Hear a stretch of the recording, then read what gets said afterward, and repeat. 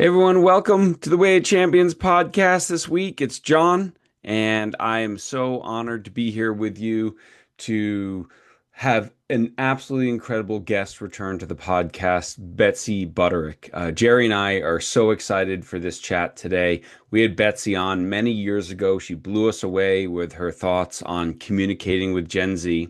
When we did our online conference in 2022, Betsy was one of our guests and I blew everyone away again with just a great framework and tools for communicating with Gen Z.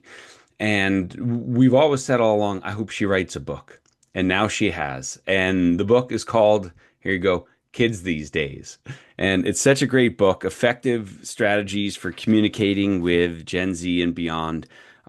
This book is so good. Every teacher, every coach, every parent should have this book. It's extraordinary. Now, who's Betsy? First of all, follow her Instagram. She has great little videos and stuff at Betsy underscore the coach's coach.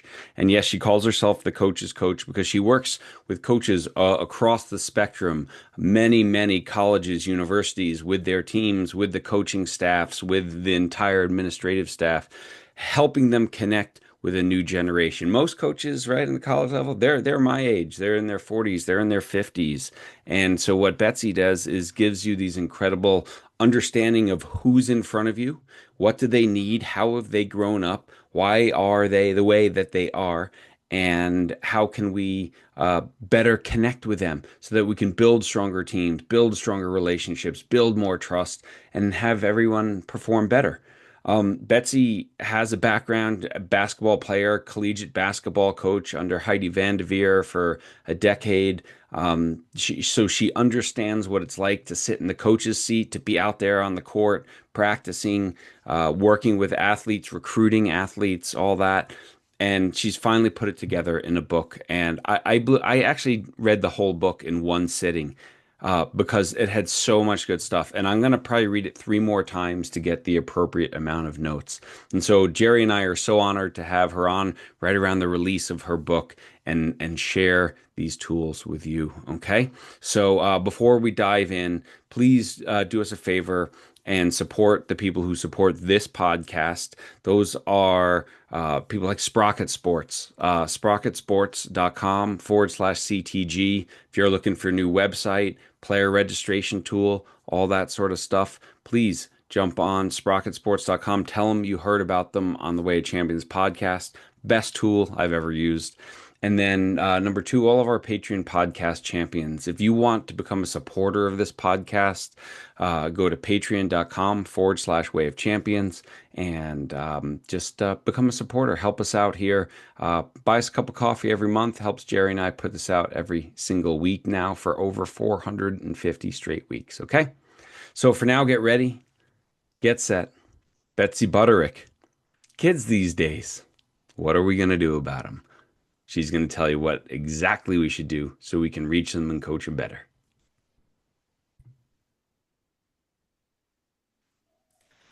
Betsy, welcome back to the Way of Champions.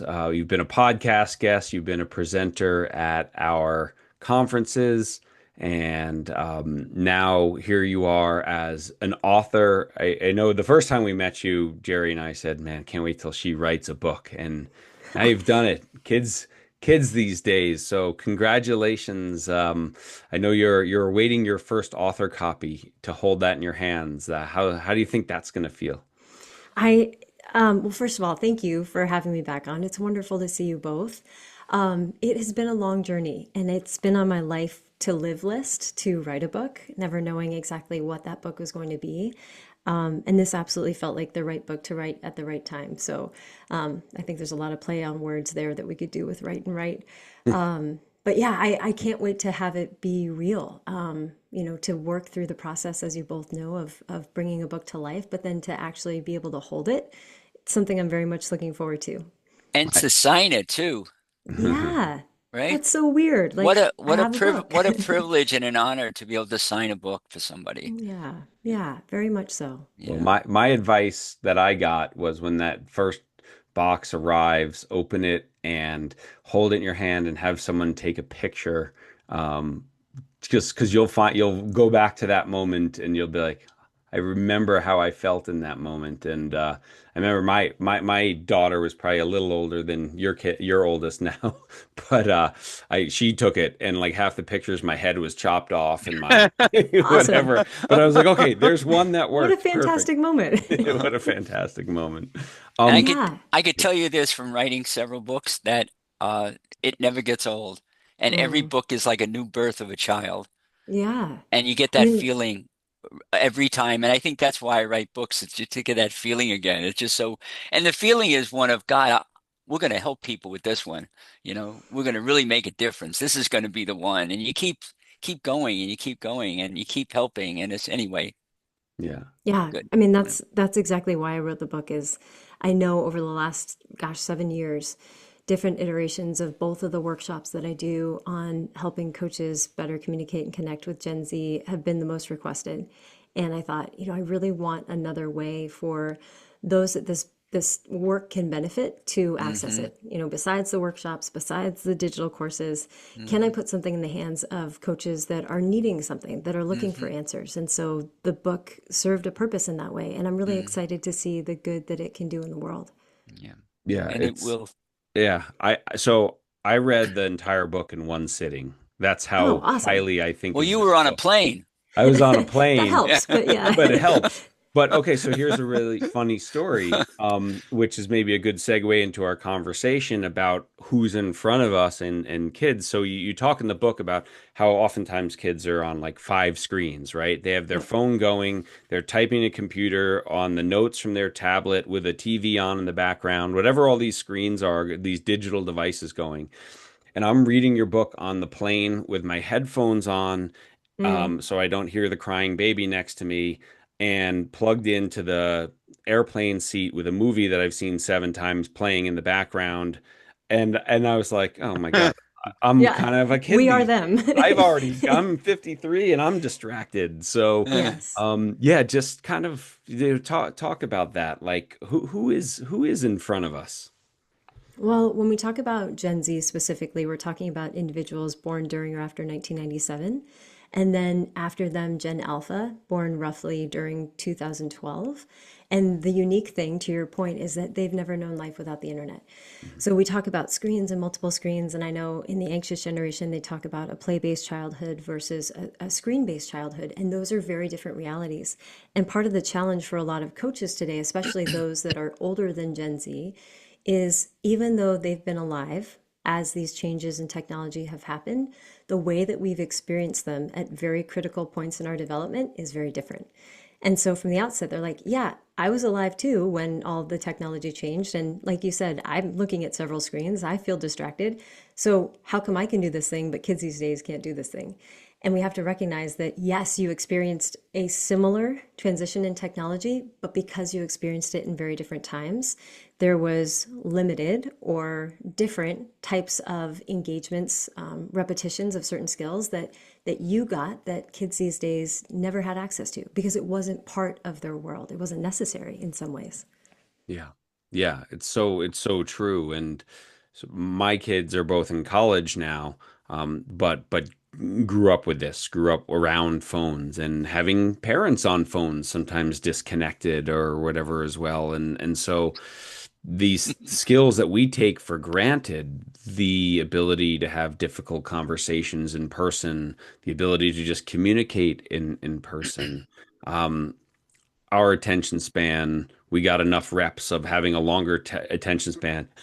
we had we had multiple reps of mindfulness, right? Sitting in your car, like you couldn't be on a device, or waiting in line, you couldn't be on a device. And so we have all these reps, and yet our attention spans are shrinking. And then what we know from science, right, is that kids are even smaller, aren't they? Yeah. And that's what I think, I was reading a post that I reposted on social media recently, some of the research around the distraction and the attention spans and what's happening just as a society, not specifically with today's youth. And one of the things that, it mentioned is kids today aren't bored. They're very infrequently bored. Like very rarely are they left with nothing to do. And it's making me think of another study that I read. I want to say it was done in the Netherlands where they took almost all of the technology out of the classrooms. And so there was nothing to distract the kids. And I think the study went on for 6 weeks. And the amount of vocalization, verbalization, conversation, kids felt more positively connected to their peers when they were playing with objects that weren't shouting for their attention all the time. When they weren't looking at screens and were instead looking at each other, it transformed the way that they interacted with one another. And when I think about, so many coaches saying, I don't know what it is, but I can't seem to connect with kids these days. That connection piece is what young people are seeking most. Hmm. They may not recognize it, they may not verbalize it, but especially in sport, and I say this to coaches often, long ago, with the invention of the internet, the coach stopped being the sole knowledge keeper for how an individual athlete could grow and develop. They can hop on the internet, they can go to YouTube. Within a few minutes, they can learn a new skill from an expert in their sport or a professional in their sport. The one thing they can't get through a screen is human connection. And that will always be a coach's competitive advantage if they have the ability to connect. And some of that means getting rid of the judgment first so that we create space to actually engage with the person in front of us. Jerry, I mean, you've been preaching connection for 50 years now, and how important it is even before devices. I mean, jump in on that one. Well, let me just say this. You just said something about me talking about this stuff for 50 years. Where does that put me on the Hmm. Gen Z scale in terms of everything? I mean, I'm always talking about you, John, and God, without you, where would I be? And what I'm referring to is not so much the connection piece as much as the internet, navigating these crazy devices and stuff like that. So I'm really old school. But there's some things that don't change. And Betsy, you're coming right at it to us. I say no matter where you are, no matter when you've been born, whether it's the 1600s, 1700s, 2000s, whether you're from Afghanistan, whether you're from Iran, or whether you're from Ireland, or it doesn't matter where you're from. It doesn't matter what your choices in terms of your pronouns. None of that really matters as much as we all crave the same thing. And I don't care who you are, raise your hand if you don't want to feel relevant, if you don't want to feel important, if you don't want to feel valued, empowered, respected, loved. Nobody raises their hand. Not one kid, I don't care how old they are, athlete would raise that. They all want to feel that way. So what we have to do is through their language, through their system, we have to come back to the same thing. It all comes back to what you're saying, and that is communication, connection, caring, compassion. And that will never ever change. And I can say that with 100% certainty that long after I'm gone, that will still be the mission. What do you think about what I just said? Yeah, I mean, I often think of Brene Brown's work about connection, right? Yeah. And especially having lived through COVID and the isolation, but that's essentially what many of today's young people have experienced through or because of technology is while they are globally connected through their devices, they are also extremely isolated. And Hmm. even those missed moments of connection, like we don't pick teams anymore, like we don't, you're not the last kid to be picked, like you're not figuring things out on the playground in the way that kids used to. There's so many moments of connection, missed moments of connection that organically happen when people share time and space together without technology. And I want to be really clear, I'm a fan of technology. I'm excited by what technology has enabled us to do. I'm so grateful that with as often as I travel, I can FaceTime my kids. When I was growing up, you could call someone on the phone, Hmm. you could write them a letter, or you could talk to them in person. Like you had three options. And now there are so many different ways that we can, quote, connect with each other. And yet, with the increase in ability to connect, we are also more disconnected and Yeah. really longing for that reconnection, which I think it's in the beginning part of the book. I say to coaches, while it's not your responsibility, you have an incredible opportunity. And so many coaches, and I get it, like having been a coach, working actively with coaches of all sports at all levels, there is so much that is being asked of our coaches. And now this thing, unlearning, relearning how to really be effective with kids these days feels like a tipping point for many. Many are getting out of the profession Yeah. voluntarily. Many are being asked to leave the profession because of, let's say, unfavorable student athlete surveys or parent complaints. And we're missing each other. Like we're just missing each other. We want the same thing. And Mm-hmm. there's so many different nuanced ways in which we're getting in our own way and preventing ourselves from having the thing that we all say we want. Mm-hmm. Yeah. It's it's amazing to think about this and just the need for what's the most important thing to teach our kids, which is humanity. And I think Jerry and I talk about this. Humanity is the future of coaching. That's where, knowledge can come from lots of places, but it's the humanity piece and teaching that and having difficult conversations and resolving conflicts and all these sort of things. Anson Doran said something to us a year ago on the podcast, which has really resonated with me. And given all this and this environment that kids grow up in, and maybe parents, how they treat them and how they're coached in a youth sports system that, well, when you don't like your role on a team, you just quit and move to another team Right. or start a new club or whatever. He said one of the keys to success at Carolina was getting athletes' personal narrative closer to the truth as soon as possible. Yep. And so, how do we do that with all of this in mind, and with, as a coach, worrying about, they know the buzzwords that can go get me fired. How do I Yep. have these truthful conversations that move them towards their own truth so then they can actually get better, so that they can Yes. actually become a starter, get playing time, whatever it is? Yeah, great question. And a couple things come up for me. One, the value that the modern athlete places on transparency. Again, they've had access to information at their fingertips for their entire life.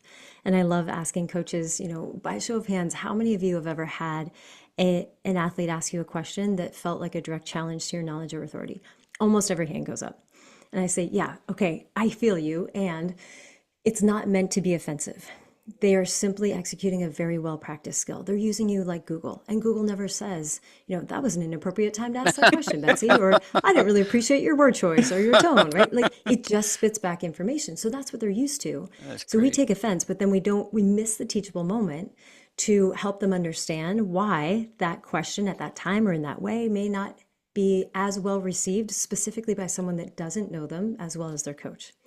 So getting back to Anson's point, one of the things that's really important for me through a communication lens specifically is a couple of things. Setting expectations. And historically, this was a monologue. It was a one way, I can't even call it a conversation. An athlete showed up in a coach's program, and the coach said, it's my program. As an athlete, here's what I expect of you. And that was it. And they just sat there and nodded their head or peed their pants, depending on, how intimidating that conversation was. It's evolved to, I'd say a baseline now is a coach will share, as a coach, here's what we expect of you as athletes. And as athletes, here's what you can expect of us as a coach or as your coaches. That's a better quality conversation. It's still a monologue. I'm telling them what to expect. Much better version, if we're going to get to their narrative and unpacking what that is, we need to add two additional pieces. We need to ask, not tell.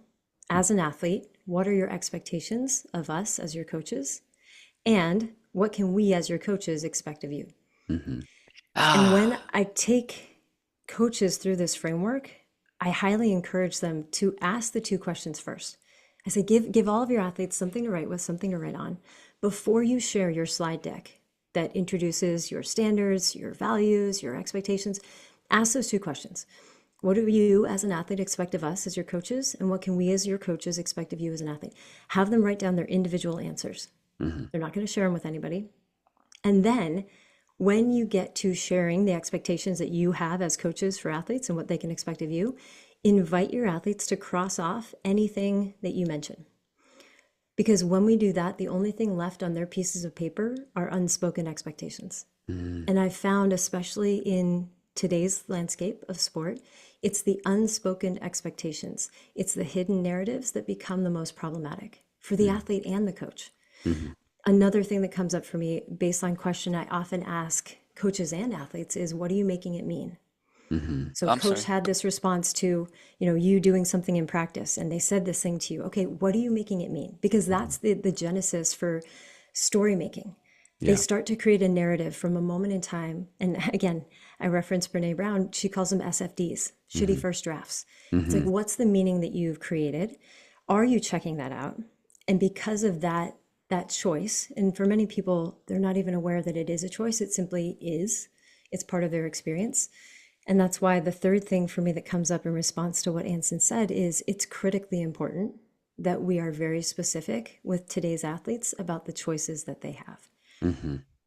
And Hmm. it doesn't mean you give them a choice in everything, but to clearly articulate in service of transparency, here's the choice that you have. You can choose this or you can choose this. And then sometimes to walk down that path, I'll have athletes say, I'm really upset that my coach said this. And I'll say, okay, when do you plan on having that conversation with your coach? Well, Betsy, I'm not comfortable having that conversation. And that's a big, Yeah. like, point of frustration for me, because of course you're not comfortable. You haven't practiced. You haven't been taught skills about how to engage in that really important conversation. So, of course, you feel uncomfortable. But so long as we let discomfort prevent us from having the conversations that allow us to create a different narrative, have a different experience, and experience a better coach athlete relationship, it's unlikely that much is going to change, at least for the positive. So if an athlete says, I'm really uncomfortable having that conversation, okay, now they've got a few more choices. Do you want to role play how you could have that conversation? Would you like me to talk with you when you go to have this conversation with your coach? And if they say, you know what, I really don't want to bring this up to my coach. Okay, now we're still going to talk about choices. Okay, if that's the decision that you decide to make, let's talk about what's likely to change and not change. So if you choose not to have this conversation with your coach because you're uncomfortable, let's say, then let's talk about what things look like moving forward. What are your expectations for what things look like in your sport experience, for what it looks like in the coach athlete relationship? You say you had these goals, and sometimes they're expectations. And yet, if you're making this choice, let's talk about how that impacts the things you say you want most. Hmm. It's You know really, that I yeah, go ahead, Jerry.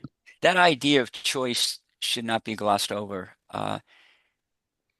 You always get more buy-in, whether you're talking to friends, relatives, children that you have, athletes that you're working with, leaders that you're directing, guiding, when they have a choice. And I think it's really interesting. As a parent myself, I remember, we'd want the kids to get in bed by like a certain hour, because they weren't aware how important it was to sleep and they're exhausted. And so my wife Jan and I, we always gave the kids a choice, but I didn't read about this. It just seemed right. It just seemed like the right thing to do. And that was like, so do you want to go to bed? Do you want to go to bed right now at 8 o'clock, or do you want to go to bed now at 7:45 and we'll read you stories? The goal was still achieved. As Yeah, as their guide, as their coach, they still got to bed at 8 o'clock, which is what we wanted, but they had a choice in how they were going to get there. And I think that's what you're saying. Is that correct? And it is. And I think that point specifically, Jerry, it's a lot of coaches feel like they need to sacrifice something or they're giving something up right, right. when they give their athletes a choice. And Yeah, quite the opposite is true. We coaches, yeah, but also the athletes in your program gain so much from being able to exercise that degree of autonomy. And if you frame it correctly, yeah. you are still getting what you want, but That's you're right. getting it in a much more engaged, enthusiastic manner. Right. It gets back to your thing about communication. I want to explore that more practically as well with you so we can walk away with some tools. Yeah. But Sure. here's the deal. So, yeah. Uh, What about buy-in? You get more buy-in because the coach has given us choices here. This is Yeah. wonderful. So when they make the choice, whenever I make a choice, if I decide I want to go here, I'm really bought in. Personally, I'm not Yep. bought in because you told me that this is what I have to do. I'm Yep. I'm bought in because I had the choice. I chose it, and therefore they'll be more willing to go the distance. They'll be more willing to get along with the way the culture is being established and what have you. Yep. Uh, but I'm Jerry, before you move on from the yeah, choice yeah, go thing, I, ahead. I just think Yeah, this is important as yeah, well to yeah, play, just because I know I'm not going to be devil's advocate because I know you believe this also. There's also this illusion for athletes that everything's a choice because it's not. Mm, When I've mm, chosen to go play a sport at a Big Ten school or an ACC school, I've also not everything's a choice anymore, right? Like right. I have to do certain things to be able to compete at this level. I can't choose not to do the summer workout program and then come back and think I'm just going to stroll in and get playing time. So Yep. I do have responsibility. So I don't want coaches to think that, oh, I'm supposed to make everything a choice, whether to do it or not. No, hey, you didn't do it, then you probably shouldn't have a roster spot here. Right. And that's where, like, whenever I talk with coaches about giving their athletes choice, the first thing that's required, the prerequisite, if you will, is to get very clear about, as an individual coach, what are my negotiables and non negotiables? What will I always retain authority over? Have full ownership of, and then within the negotiables, what can I co-create with the athlete? And that's one of the big elements of the book, this idea of co-creation and what that looks like in the sport experience. Even when you're talking about that example, John, I do have a choice. I can choose to do the summer conditioning or not choose to do the summer conditioning. Based upon the choice that I make, certain things result. And that's also part of the book, is teaching coaches the framework of choices, decisions, outcomes. I Mm-hmm. used to call it consequences. For most people, that has a negative connotation. For kids these days, Mm-hmm. the word consequences absolutely carries a negative connotation. Mm-hmm. Outcomes, more neutral for most people. But in everything you do, you have a choice. Now, you may not like the choices that you have, but you do have a choice. So, perfect example, athlete says, Betsy, I don't have a choice. I have to go to class in order to stay eligible. Technically, you do have a choice. You could choose not to go to class. However, that would make staying eligible a lot more challenging. Mm-hmm. So, even looking through kind of a more granular lens at the choices within the non choices, right? Like, I don't have a choice, I have to go to class. Well, technically, you do. But if you want to stay eligible, if this is the outcome you're looking for, Mm-hmm. then the decision that best supports that outcome is choosing to go to class. Mm-hmm. Yeah. Beautiful. Yeah. Jerry, before you move on, there's one really cool, I thought, I love this tool around this idea of expectations that you talk about in the book, which is sort of writing your own letter of recommendation from your coach um, to yourself. That I thought Yep. was super Yeah. cool. Like, so as it's preseason, or you're a freshman at the program, it's your first year. 4 years from now, what would you like your letter, what would you like your coach to be able to say about you when you're applying for grad school or applying for a job? Put it in writing now, and then use this as a tool and a guideline when maybe you stray from that. So can you just talk about that a little bit? Because I thought this was really powerful. Yeah, and this came from, I had the privilege of coaching with Heidi Vanderveer for 7 of the years that I was coaching collegiately for women's basketball. Wow. And this was San something that we Diego. had our players do was, when you enter the program as a freshman or as a transfer, write a letter of recommendation. What is it, to your point, John, that you would like us as your coaches to be able to say about you as you pursue whatever's next after college? And so you're having someone put in writing, in their own words, who they aspire to be, what it is that they'd like you, their coaches, to be able to say about you. And then the exercise goes on in the book to talk about, you can keep that letter with you for their duration of time in your program. And at any point, pull that out as a mirror, not from a place of judgment, but from curiosity. So if I have an athlete that says that they want to be known as a great teammate, and yet their behavior recently is out of alignment with what we think a great teammate looks like, sounds like, how a great teammate behaves, I can pull out that letter and say, John, when you first arrived here, you said it was really important to be known as a great teammate. And yet what I'm seeing recently is out of alignment with that. Tell me what that's about, or tell me what's changed for you, right? So it becomes, because it's their own words, it becomes a reference point for accountability. And we're not telling them who they have to be. Sure, Mhm. there's certain things that they might need to abide by or engage in or uphold as part of our program. But this is a unique space just for them to tell us who they are becoming. One, so we can support, but two, so we can reflect. So that at Mhm. any time when things shift or change, as they often do, especially at the college level over those years, that we can keep up to date, going back to Anson's point, with what is the narrative that they're currently writing and Mhm. what role can I play as a support person in that story. Mhm. Mhm. Love it. Sorry, Jerry, I trampled No, all no, over you there. listen, I'm a student right here. I'm learning everything and that what I need to know to go forward in my life as well. Yeah. Uh, uh, Two things. Number one is I just want to make this comment, pick up on something you said before. It seems to me that so two things. Number one, it seems to me that a coach oftentimes to be effective needs to become a student, Mm, and the student needs to be the teacher.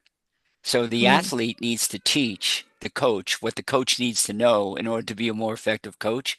Am I reading into that, or does that resonate with you? Or No, I mean, I think if there's coaches listening right now, I think you've probably got a lot of prickly hairs because I've spent my entire career, I've been doing this for 30 years. I've gone to all these yeah, conferences, I played, I yeah, coached, I have all yeah, this experience. yeah. Yes, and the people that you are now working with, these are the ones that are most important for us to learn. So, two things come up for me there, Jerry. A question that I've really encouraged coaches to ask themselves often is what does your team need to know or understand about you in order to interpret you correctly most of the time?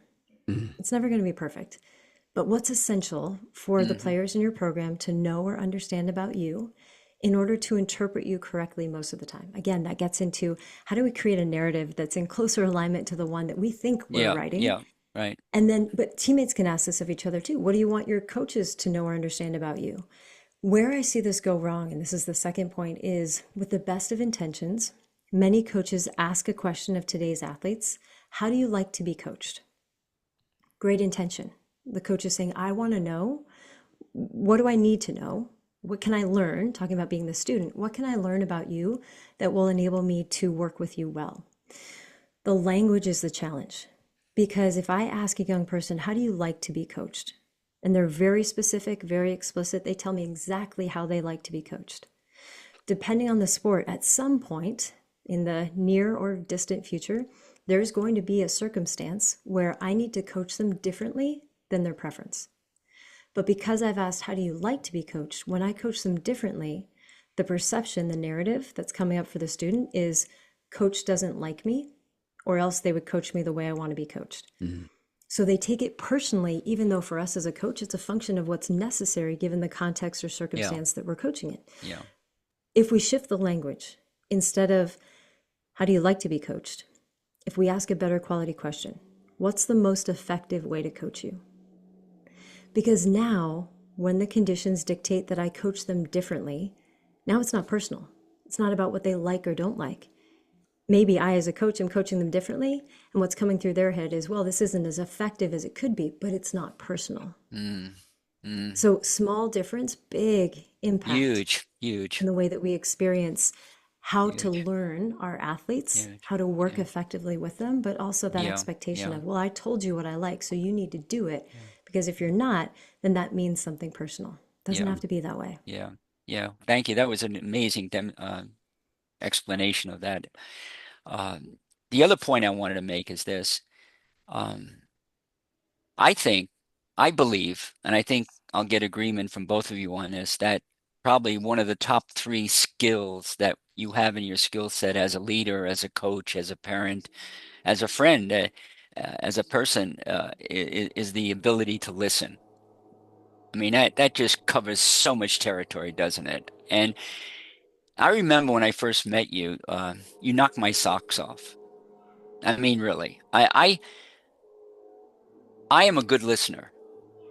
I mean, I've been I believe trained that in about it, you. but yeah, Yeah. but from the time I was a kid, I could always listen for some reason. I didn't know I was a listener. I just could listen. But you gave me a tool that just took me from my what I considered a good level, effective level of listening into the stratosphere. I mean, I went into intergalactic bliss with this one, you know? And and do you recall that moment? Do you recall what I'm talking about? The skill about listening. When you're listening to someone, it's very simple. It's very, and I want you to say it, not me. How you, There's a, go yeah, ahead. no, how we really truly listen. Because most people are not listening. They're hearing. Right. They're hearing They're it, listening but they're to not listening respond, it. not Could listening you to could you understand. address that for Yeah. us? Because this is so Yeah. valuable. Well, and I'll say observationally that the most successful coaches I've ever observed Yeah. quality coaching, and this was echoed by Dr. Michael Gervais when we had him on the Coaching Culture podcast, is the most effective coaches say very little. And when they do speak, most of what they're saying isn't a statement, it's a question. Or it's a statement that redirects an athlete to a previous conversation, to a previous point of learning. And when we listen, when we put in time listening, people will tell us everything we need to know about themselves, about what they find interesting or like, don't like. It's like you cannot ask the question, how do you like to be coached? And simply observe and listen to how they talk to their coaches, listen how do they talk to their parents, listen how do they talk to their teammates. There's so much that you can learn through listening. And as coaches, because we have this responsibility to know, we were hired to know, to be able to teach and to be able to move the team in a high performance direction.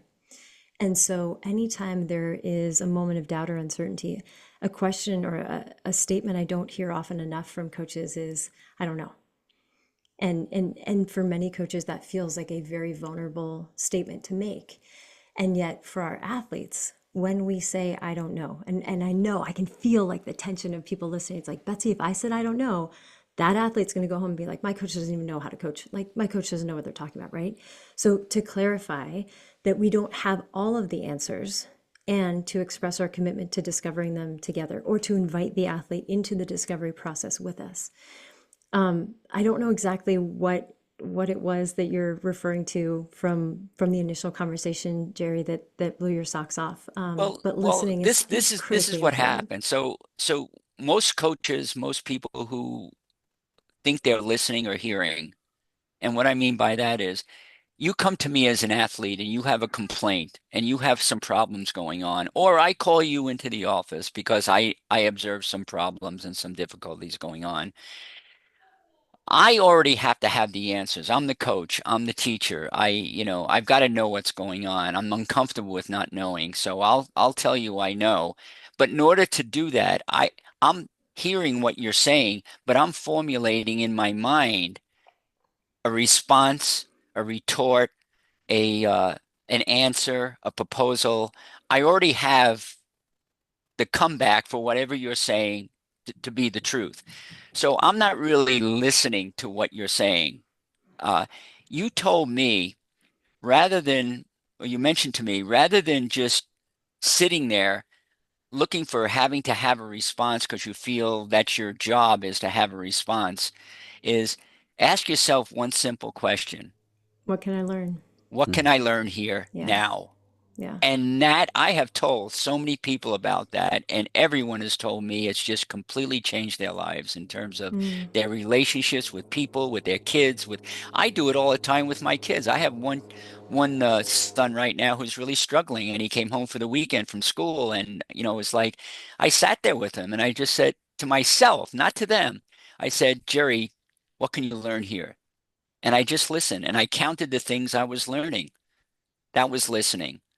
And then when I had all of that data and all that information, he felt like I was listening to him. And what happens when you feel listened to? You feel validated, you feel important, you feel relevant, you feel respected, you feel all of these wonderful feelings.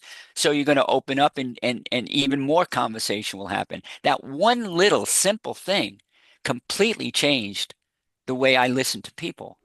And Thank you for sharing that. yeah, I mean, it was amazing. Yeah. Yeah, I often say leaders are the first listeners, or at Mhm. least in my mind, great leaders are the first listeners. Or the first listeners are leaders. Yes, People also who, true. Like yeah, when I yeah. walk into any room and I've had the opportunity to be in so many different spaces with people of all ages, I often look for the listeners. And it's not, it would be easy for us to label them as the introverts or, the socially anxious, but I look for people that are taking notes. I look for people that are listening. And what I find in spending time with those people is that when those individuals choose to speak, the value they add to the conversation is often incredible. So I actively look for the listeners, not just the people who are paying attention, but the people that are without maybe knowing it, asking that question, what can I learn here? Instead of coming into a space already knowing. I think about a conversation I had with a student athlete, fifth year. This was years ago, and This individual had made up their mind that their coach didn't like them, that their coach had favorites, and that that's why they weren't in the starting position for their sport. And this individual called me one day and said, Betsy, I want to let you know I recorded a conversation, a phone call I had with my coach, and I want you to listen to it before I send it to the sport administrator, because I think this is a perfect example of coach obviously doesn't like me, and that's why I'm not playing. I said, okay, thank you for letting me know. And I listened. And in that conversation, as an objective outside third party, there was nothing in that conversation that I heard that signaled that this coach didn't like that athlete. In fact, what I heard was two very specific moments where the coach was actively inviting, trying to support that athlete in their goal of attaining the starting position. And so in addition to that question of, what can I learn? Sometimes I invite people to reflect on, what are you listening for? Mm.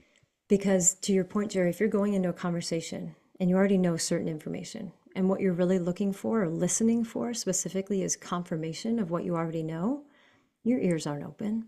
Mm-hmm. You have an agenda. So Mhm. not just what can I learn, but what am I listening for? Mhm. Because you will find, just like we Yeah. find what we're looking for, Right. you will hear what you want or need to hear that affirms a narrative you've already created. And in that story you just told, the student athlete had an agenda. Like Yes. they need this just as much as the coaches do, right? That this is the Yes. agenda of I'm not liked, I'm not whatever. And thank God they reached out to you, and who knows how they responded to that. But yeah, so many, and that sport admin needs this type of training to understand, no, that's someone you're being coached, right? Like I think this is Right. also a thing. We had Molly Grisham on the podcast. I don't know if you know her. Yeah. Yeah, I know, Molly. But she talks about this difference between going from being recruited to being coached, Yep. and how it's a shift. And so you're recruited, and this is everything that's great about you, and now we're trying to make you So better. lovely. And we Yeah. never really sit the student athletes down and say, now this is going to shift because now we're coaching you. Right. So be ready for the conversations to be a little bit different. Yes.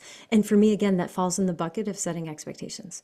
Yeah. So I often say to coaches, the most important people to recruit are the ones that are already on your roster, Hmm. Yeah. because we recruit them and then they sign up and then they're here and then we stop recruiting them and we're on to the next. Yes, you need to keep recruiting, and it benefits you as a coach to be actively curious in a recruiting type way with the athletes that already said yes, Hmm. because that level of involvement, engagement, the same level of energy that you put into building the relationship before they became a part of your roster is critical for keeping them on your roster, Hmm. especially, in the age of the transfer portal. Yeah. The other thing for me that comes up is often we don't set that expectation. And I was having a conversation with a coach earlier this week, even as they transition from preseason to now starting to play their first games. It's a basketball program.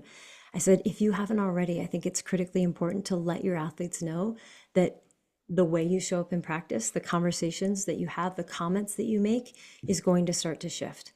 And they've got a lot of new players on their roster, so they spend a lot of time at a slower pace. Now the expectation is changing as they're getting into competition. And so we are going to be a little more critical about some of the skills we've spent a lot of time repping. Because at this point, given what's ahead of us, we Yeah. need to focus on our ability to consistently execute these skills. Mhm. So, and I say this all the time, like, let people know what you're talking about. Don't surprise people. Set them up for success. The worst text we get is, can we talk? No Mhm. context, just can we talk? And our brains are meaning making machines and we are primed to protect ourselves. So we go worst case scenario. Oh my gosh, what do they need to talk about? What do I need to know? Tell people, hey, I want to have a really important conversation with you about your development in relation to, your timeline, like how much time you have left and what your expectations are. Mhm. I'd love to sit down and have that conversation with you. Like, tell people what to expect. Yeah. And I wrote a blog post about this. My friend and colleague, Chico Rigo, he's the head swim and dive coach at George Washington. And he's Brazilian. And he has this beautiful phrase in Portuguese, which I will not say right now because I will ruin it. But the meaning is the agreed upon is never expensive. Say And it I thought again. that Say that was again. the agreed upon is never expensive.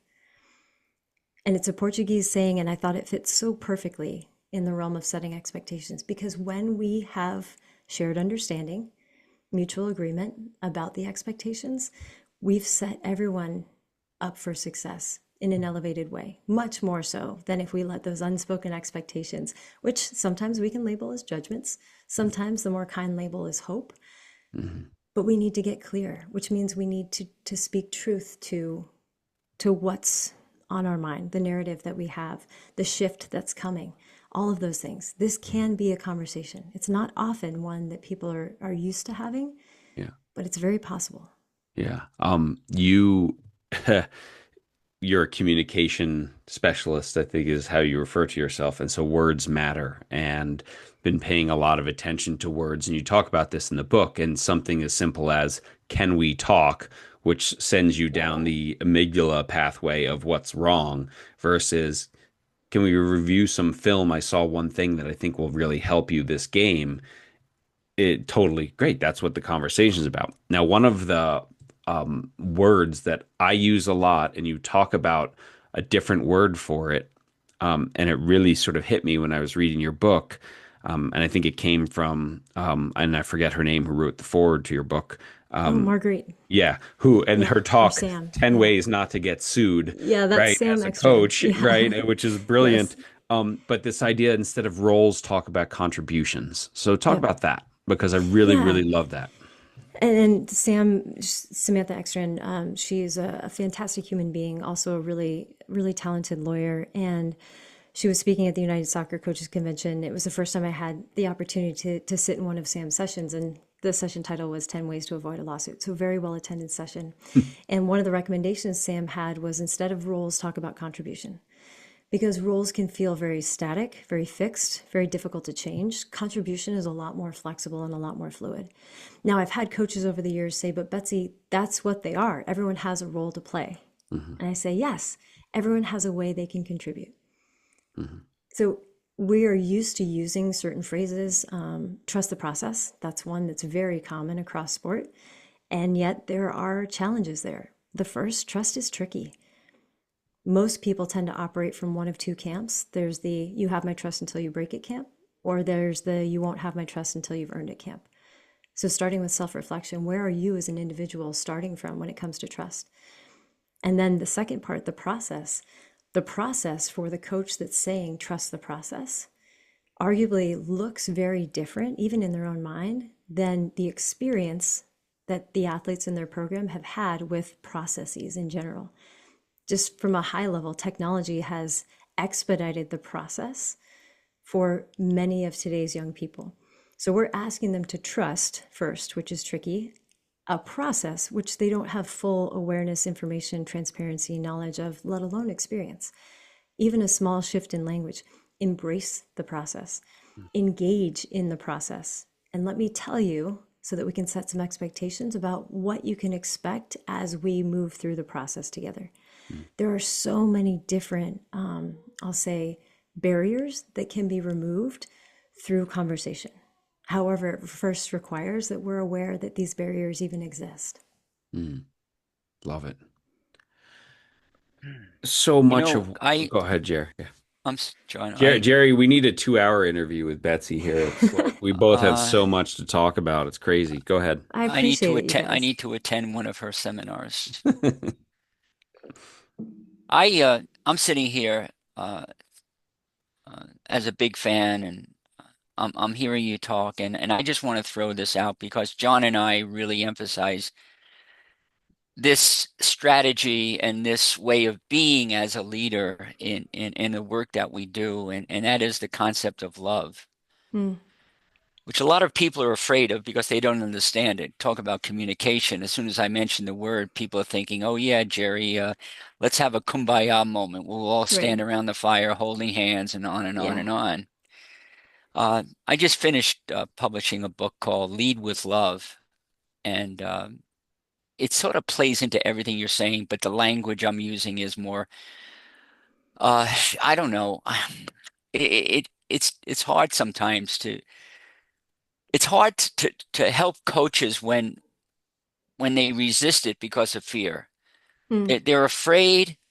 They're afraid they're going to lose control. If I communicate with in a loving way to an athlete, then they're going to take charge. I'm going to lose my power. So there's a Mm, lot of fear around executing. First of all, they have to become aware of what you're saying. And once you become aware, then you have to learn how to do it, which is number two. And number three is you can't be afraid that all of a sudden you're going to lose power mm, because that will completely destroy everything. So by definition, I have a definition of love, which means communicating, communicating with another in a safe way, safe in a safe and supportive environment where people feel like they belong. They feel something that they're something about being larger than themselves, where they feel seen, where they feel heard, where they feel relevant, important, valued. John, you've heard me say this so many times. And in that environment, people will feel loved. That's what love is. And raise your hand if you don't want to feel loved. Raise your hand if you don't want to be part of that environment. Everyone buys into that. So you have buy-in right away. The thing is to get a coach to realize, to get a leader, a parent, somebody to realize that this is what we all need and what we all crave. And I hear that from all the messages that you're giving us today. And I'm just using an umbrella. And that umbrella is you're going to either act out of fear and do all those other things with the language that you're using, communicating, or you're going to act out of love. And that's my view from 30,000 feet. It's going to be one or the other. And then you come in and you say, here are some tools, basically, where we can function from a place of heart, a place of mm, love. Because mhm. these other tools are not working. They come out of fear. I'm afraid I'm going to lose my power. I'm afraid I'm going to lose, uh, you know, whatever. And anyway, I'm just throwing that out there to see what your response is to that and if you have any feelings toward that. I have a lot of feelings, but I'm also a two on the Enneagram, so yeah, I feel a lot of things. Yeah. A couple things come up for me, Jerry. Fear of losing power, yes. Very real fear of losing their job, fear of losing Yeah. respect, fear of losing your team, right? Hmm. There are so many fears, very real, very valid fears facing coaches at all level of sport right now. Yeah. And that is one of the main drivers of why I wrote the book, because coaches today have more to be afraid of than they ever have before. Because to that point, what used to be a conversation is now often an investigation. And even if nothing is found, then a coach is told, oh, you know what? We did the investigation. Thanks for your participation, for your patience, because sometimes this goes on for months and months and months, and they can't be read in on who said what and where the investigation is at any point. Nothing is found. And then we say, you're good. You can go back to coaching your team. No, they can't. It's never the same for that coach. And I can't tell you the number of times a coach has said to me, again, men, women, all sports, all different levels, I'm afraid of every word that I say and how it's going to be taken or misconstrued or twisted to come back and bite me. Mhm. Like once you have this uncertainty, this fear, the fear, Jerry, is very, very real.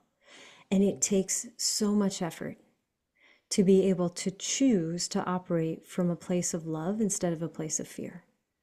And so many of the tools in the book are designed to help people not bridge the gap and go from fear to love, but start to close that space in Hmm. service of the Hmm. experience they want to have, the experience they want to give. When I use the word love, and I can see it in audiences, if I say the word love, you have some people kind of lean back or, make a face. It's Hmm. like, okay, if love feels too squishy for you, go with care. Mhm. Hmm. For most people, especially those that have signed up to coach, to help young people grow and develop, we can agree on care. Mhm. So if care is where you're starting from, great. And if you care, here are some ways, some actionable tools that you can start to create that caring, AKA loving, supportive relationship with the athletes in your program. Mhm. And I wrote, again, another blog post about this, but I was on a plane going to work with UMass Field Hockey. And that Rumi quote came up on my social media feed that said, don't move the way fear makes you move the way love makes you move. Mhm. And even in a personal moment of reflection, I realized that at that point in my life, in the past 2 days before that flight, there were so many different ways that I was moving based off of how fear was making me move. And so I made a conscious decision, one that I remind myself of daily: move the way love makes you move, move the way love makes you move. Because how you move when you're coming from a place of love versus coming from a place of fear is very different. So when coaches say that, Betsy, I'm afraid, I understand. And when they want to improve the quality of their situation, very rarely is the quality of their situation going to improve when they continue to operate from a place of fear, when they're moving in that way.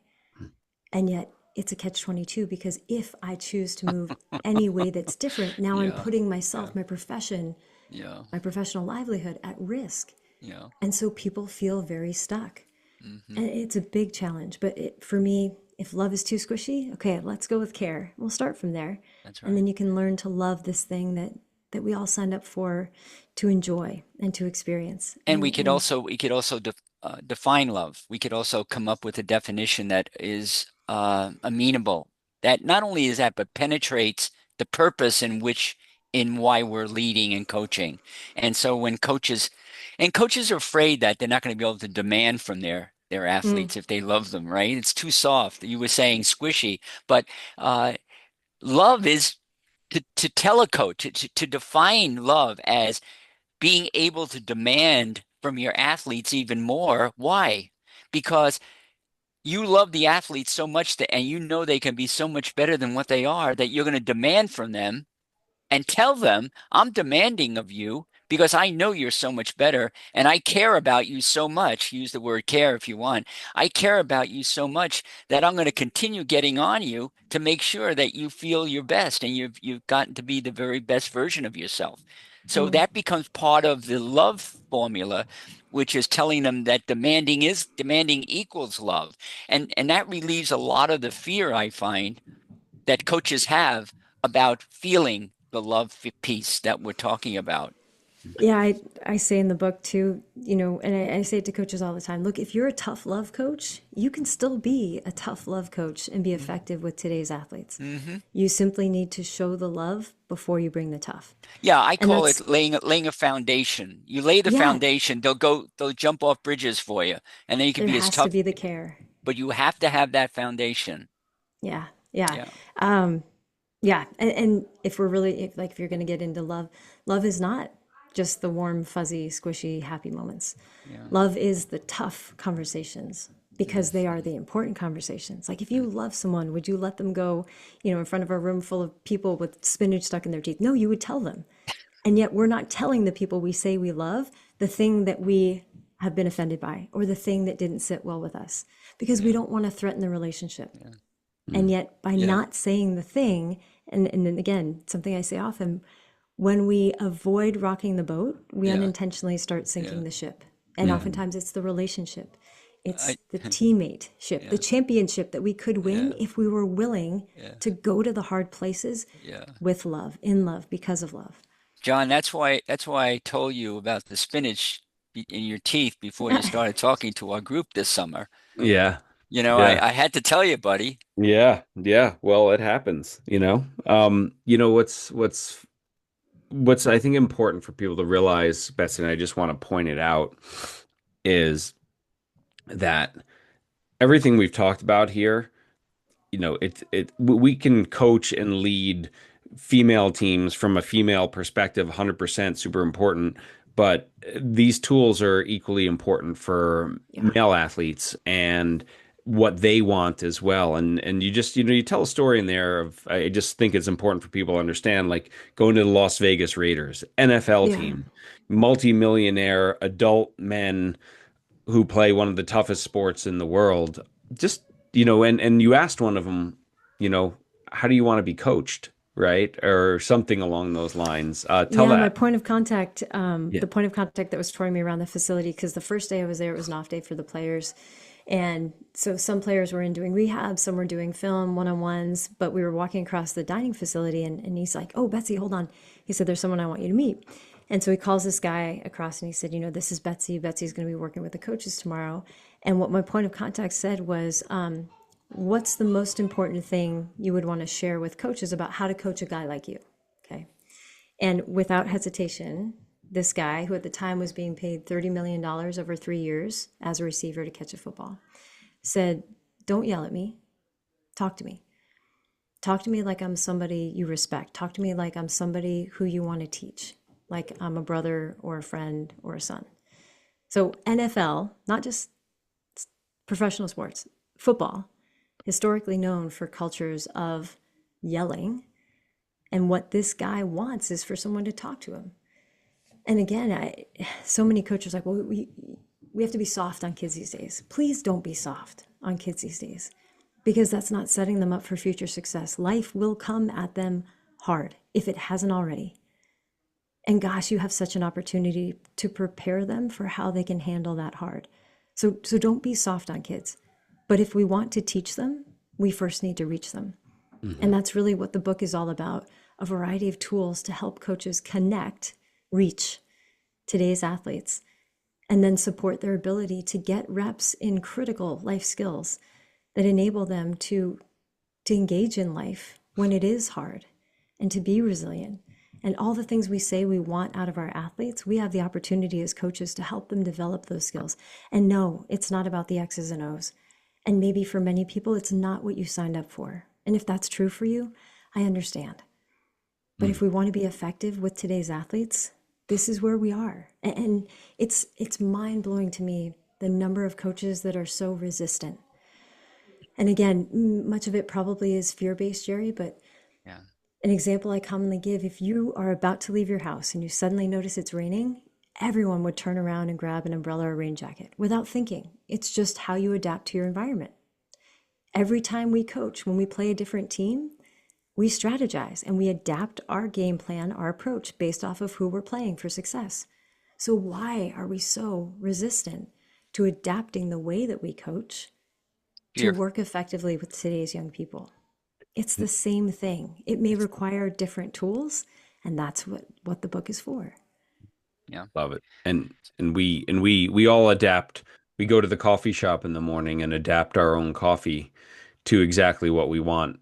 And then we think that then all our kids should be coached the exact same. Like Black coffee, just black coffee. Yeah. everyone gets black coffee, cold and Yeah. bitter.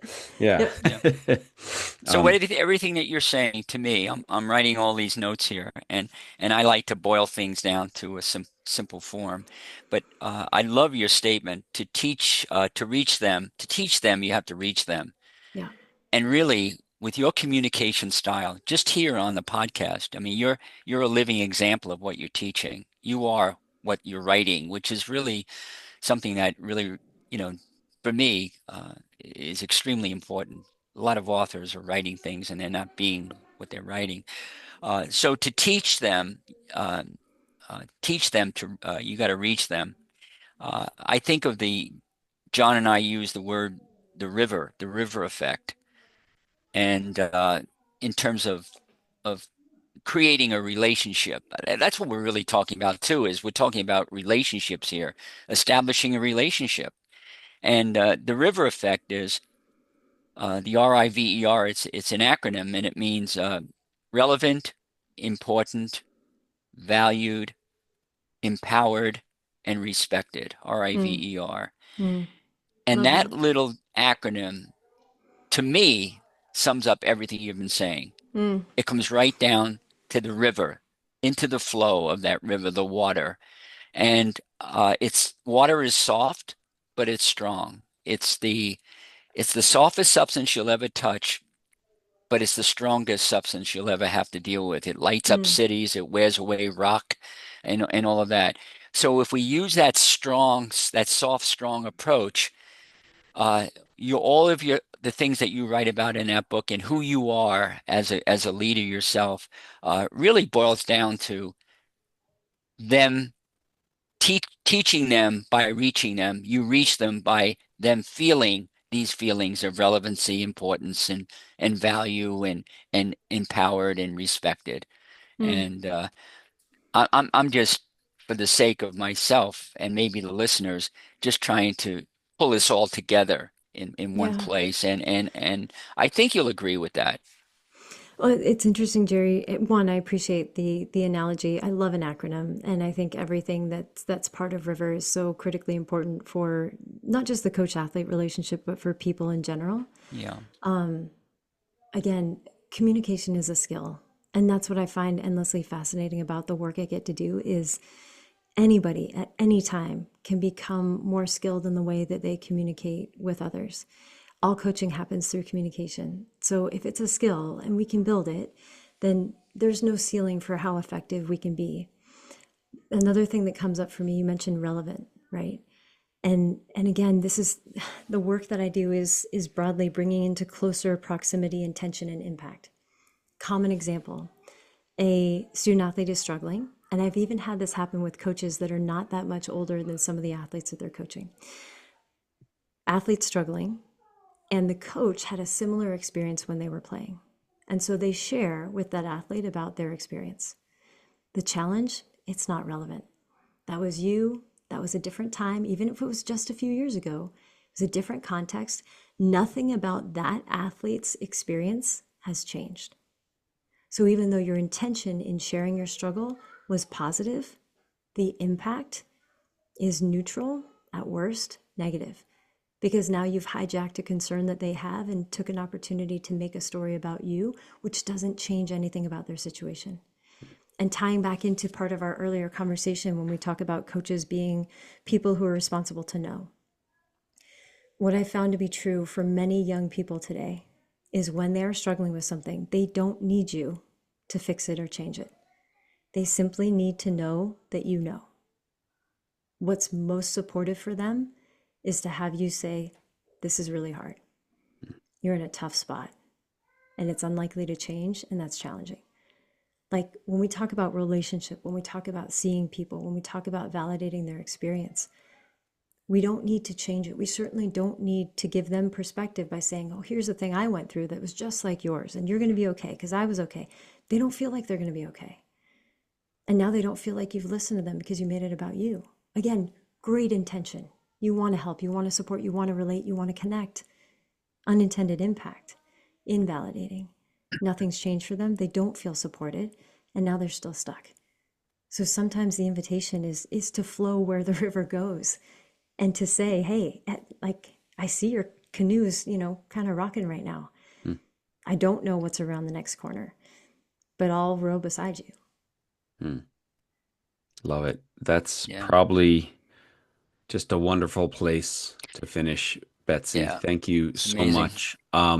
Tell people how they can get this wonderful book. We are, a lot of our podcasts we release once the book is out, but I know we're going to release this when it's on pre-release because I just have to say, if you're a coach and you don't have this book, you're leaving a lot on the table. It's one of the Mm, most important coaching books I think that's been written in a long, long time. So, thank thank you for you. this. How can people get the book? Yeah, absolutely. If you go to betsybutterick.com, there's a link on the website for the book. And I would love to give listeners of this podcast a discount. And so I'll send you a specific link. If you just go to betsybutterick.com and follow the link, the book will be full price. But if you click on the link in the show notes here, then you can get a discount on ordering the book. If anyone wants to do bulk orders, and we've had a bunch come in from the pre order so far, shoot me an email book@betsybutterick.com. Let me know how many you'd like to order, and then I'll reply with the discount that the number of orders that you'd like to put in will get you. And I can send a specific payment link. But thank you, John, Jerry. One, the work that you've done is incredibly important, and you've been a resource for me, a reference for coaches that are struggling over the years, and just having the opportunity to talk about the book, but also to make people aware that if they're looking for resources, if they're looking for tools, if they're looking for strategies, if they feel stuck, if this can be of benefit, it is available, and I'm so grateful for the opportunity to share. So thank you. Ah, Mm. boy. Betsy, thank you so much for Thank you, being on the Betsy. Way of Champions. This was Yeah, wonderful. Yeah. my pleasure. Jerry, that was amazing. It Well, should have been 2 hours long. I mean, we were talking over each other because we each had so many questions and If we had, yeah, different angles to go down, you know? if we took a 10-minute pause right after that and just, went to the bathroom, had our water or a snack or whatever, and came back, I would have been able to go for another hour easily with her. And I learned from her, which Yeah. is wonderful. When I see, Betsy coming on the show, it's like, okay, what am I going to learn today? And she continued to not disappoint me. That expression that she had to teach them, you have to reach them, because that Hmm. played right into a lot of things that you and I teach, which is the whole idea of she does it through communication experiences, but the whole idea of the river and it's just I don't know, man. She's just filled with all kinds of brilliance and not just information, but real connective skill. Well, she's Uh, out there too, working with lots of teams, um, trying things, failing, fixing them, yeah, honing activities, hmm places to connect, places to talk, all that yeah, sort of stuff, yeah, which I think is just it's just so important. That she, these things that she writes about in this book, which is filled with so many really good tools. Um, it's just critical, and yeah, as we talked about, men and women, there's differences, but it's 95% the same. And that's why I wanted her to tell the story of the guy from the Raiders, yeah, because yeah, yeah, like, yeah, talk to me like don't yell at me. Just talk to me. yeah, Teach me. yeah, Respect me. yeah, Right? I'm a yeah, human being. yeah, Don't think that I'm going to hmm be better by making hmm me feel worse. yeah, And I yeah, think that's the kind of thing that's just really important for us all to take. yeah, And I just think, again, the big takeaway is, as a coach, know your non-negotiables. Know what you are not willing to compromise on, and then give athletes the ability to weigh in right, and right, give them choices, give them right, say, ask better right, questions, right, set really good expectations, and keep right, reinforcing those hmm expectations. hmm And then just, yeah, realizing who's in front of you. And she has yeah, so many great tools and thoughts in this book for that. yeah, And like I said, I read the book in one sitting. It was that good. I'm yeah. probably going to read it two more times so I can take better notes. Such a great book. Yeah, it'll be part of your development too, and my development Totally. as professionals, because you and I both need to be cognizant of the importance of how we communicate, giving people choices, and still getting what you want. Like you say, your non-negotiables. I have non-negotiables with my kids as I was parenting them growing up. And I would make sure that my non-negotiable was achieved by giving them a choice between going to bed right now, or do you want me to read to you 15 minutes before you go to bed? But you're going to bed at 8 o'clock. And Hmm. and a coach can do the same thing. And people feel like they had a choice. They feel it makes them feel relevant and important and valued because they do have a choice and they're Hmm. listened to. And no, she's a gem. I don't think she knows how good she is. Yeah.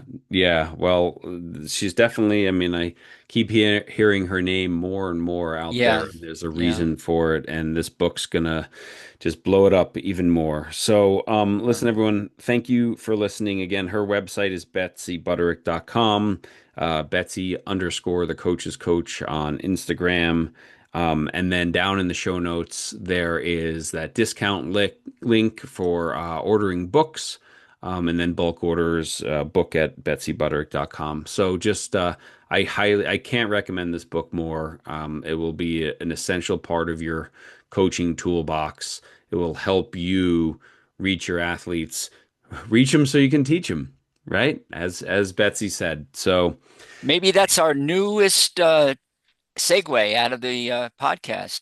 But you well, always have a good one too. your influence is never neutral, right? And Yeah. so, one of the ways you can have more influence is learn to reach them so you can Learn to teach re them. teach them, Right. reach them. So Yeah. go out there, use your influence for good, everyone. We'll see you again next week.